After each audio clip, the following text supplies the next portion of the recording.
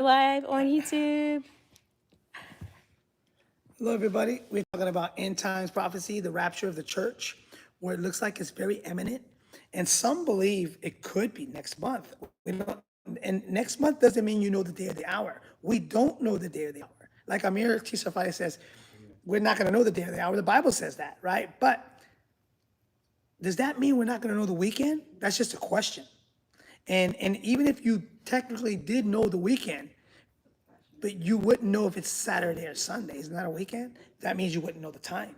And even if you happen to, Do that. let's just say, we're not saying you do, but if you happen to know the time, it would be a different time somewhere else in the world. Maybe that's why he said, we don't know.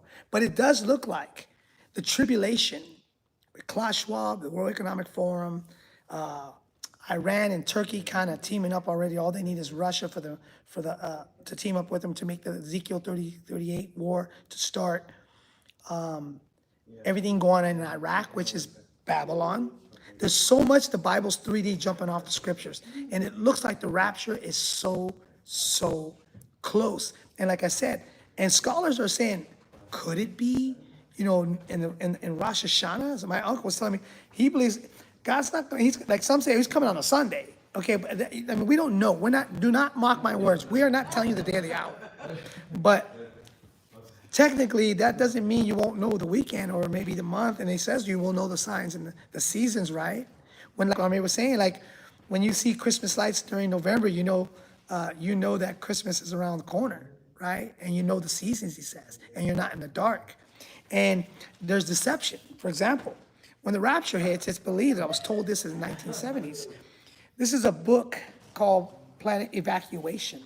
In this book, was made in 2011, they are saying when the rapture takes place, that the UFOs are going to come on the scene and say, they're saying that they're taking the Christians out of the earth to recondition them because they think their way is the only way, and we all want to have one God and one utopia and all this, right? And Satan's a liar, and he deceived from the beginning of the Garden of Eden with Eve. She ate the forbidden fruit, right? And deception is the biggest thing. God says deception. Where there's so much deception. Well, the rapture is going to probably be deceived by you. I could see it now. Jimmy Evans was saying, I can see it now. The rapture takes place and there's UFOs on the scene. And they say they took the Christians. And in the book, Planet Evacuation, they're saying this. Check this out. They're coming to take the Christians out of here in the blink of an eye. Whoa, have they been reading the book? Yes, Satan knows that book better than we do. Okay, he's been around way before we have. He talks to God. He has to get permission from him, right? So if they're saying they're taking the Christians out in the blinking of an eye, isn't that in I think it's 1 Corinthians 15:50, something around 2 Corinthians, one of those, where Paul says, I tell you a secret, we shall not all sleep, but we will be transformed in the twinkling of an eye. So now Satan's deceiving. So it looks like there's UFO sightings everywhere. It looks like they're getting ready for a rapture. So what's looking like is a rapture. It looks like it's very close. Oh, we got 10 years. Does it really look like we got 10 years? I mean, J.D. Farag was saying, man, if the rapture don't take place, the Bible's going to run out of prophecies. And right now, everything with, like I told you, with the Middle East, with AI, with UFOs, with deception, with the world going crazy, it looks like the time is now. I'm going to tell you the great escape. People say, oh, the great escape, or you're in gloom and doom. No, it's the great escape. Don't you want to escape what's coming to this earth? Because what's coming is going to be like worse than anything, 7 years of tribulation. You want to escape it.